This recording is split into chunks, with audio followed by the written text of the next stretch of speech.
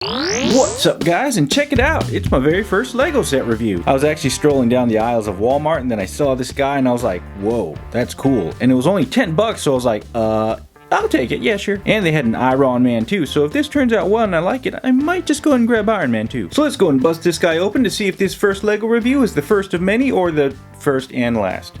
Starting with the box front, we get what looks to be the new 2020 Avengers logo, which one of you guys mentioned on the Bend and Flex figure. An awesome glam shot of Thanos that definitely caught my attention, and 152 pieces. Here's one side with Lego Jumbo and some more Lego Jumbo there, and a cool picture on this side, and this side shows the brand new for 2020 Thanos figure. And here's back with another glam shot showing Thanos jumping out of his mech. What? And this thing, I guess you open here? Well, let's go and open it. And here's the contents of the box. You got bags 1, 2, and 3, an instruction manual, and some stickers here. Now I'm just gonna go out on a limb here and take a guess. I probably start with bag 1 before I open bag 2, and that it's probably a bad idea to open all 3 and mix them together. I'm just guessing. Seems like logical sense. Oh, but there's something really cool I want to show you guys. I opened this manual a little bit. I actually figured out the bag 1, 2, 3, whatever before I looked at the manual, but check this out.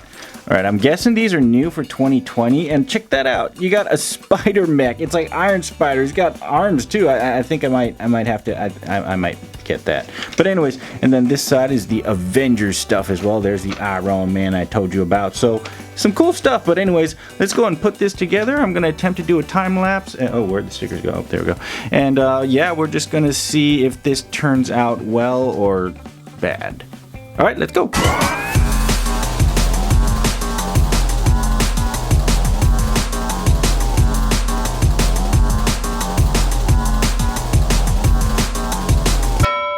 And there he is, guys, fully assembled, Thanos the Mech. And honestly, it actually wasn't too bad. It was actually pretty easy. I mean, it took me like 50 minutes, but that's because I was jamming it tuned and also trying to film at the same time. If I was more, you know, accustomed to building Legos like on a regular basis and I wasn't filming all that stuff, I probably could get it done in like 15 or 10 minutes, honestly. But I did have a bunch of pieces left over. I thought I missed stuff at first, but I'm just gonna go out on a limb and say these are probably spares, and I guess that's the thing Lego does. So that's pretty cool, I guess, if I drop some behind, you know, a closet or you know, down a drain. But anywho, he looks pretty cool, so let's go and take a closer look. But first, let's start with the brand new 2020 Thanos figure. And there he is, and he's actually pretty cool looking overall. His helmet does pop off, as you can see, and he's got his angry face going on there, and his head rotates, of course, in a circle, which I'm pretty sure all Legos do.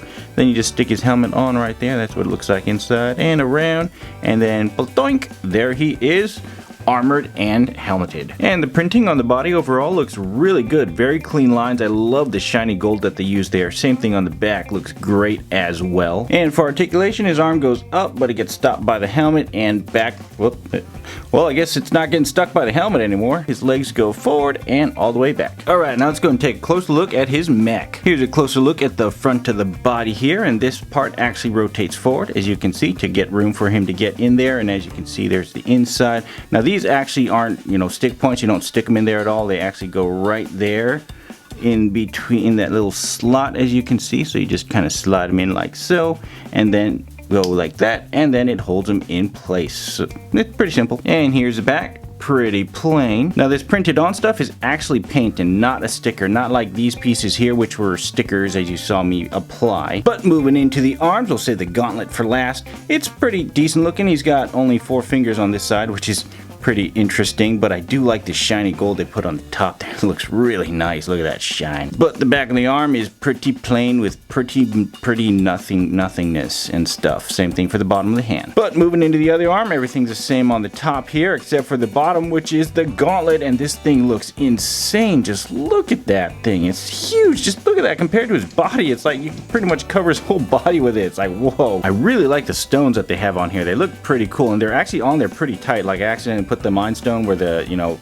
the Soul Stone was, because they're, you know, orange, yellow. I mixed that up. But yeah, I tried to pull it off, and it was really hard to pull off. So you shouldn't have to worry about that falling off.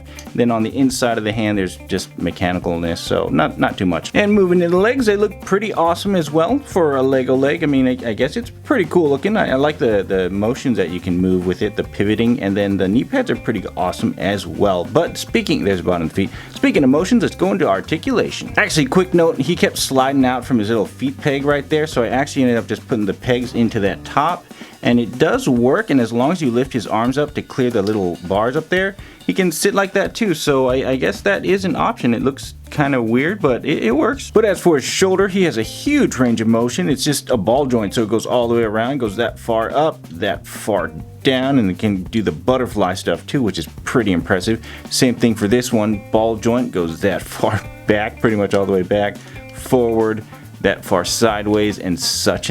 Huge range. Something just fell off. It's just his hat. He keeps losing his hat. His hat falls off really easy, guys, so you might lose it. Anyways, his hand joint is on a ball as well, going very far forward and back. Just insane amount of just articulation. And his fingers here...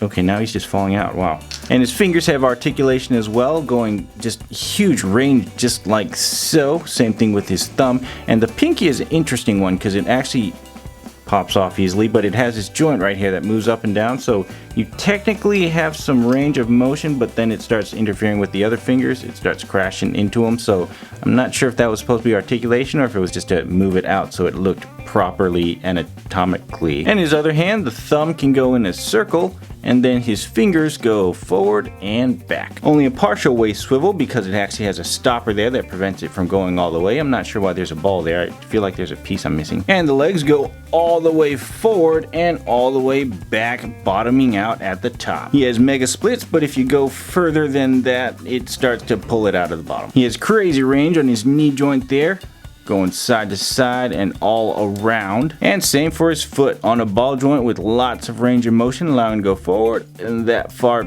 back, not too far back, it pops out.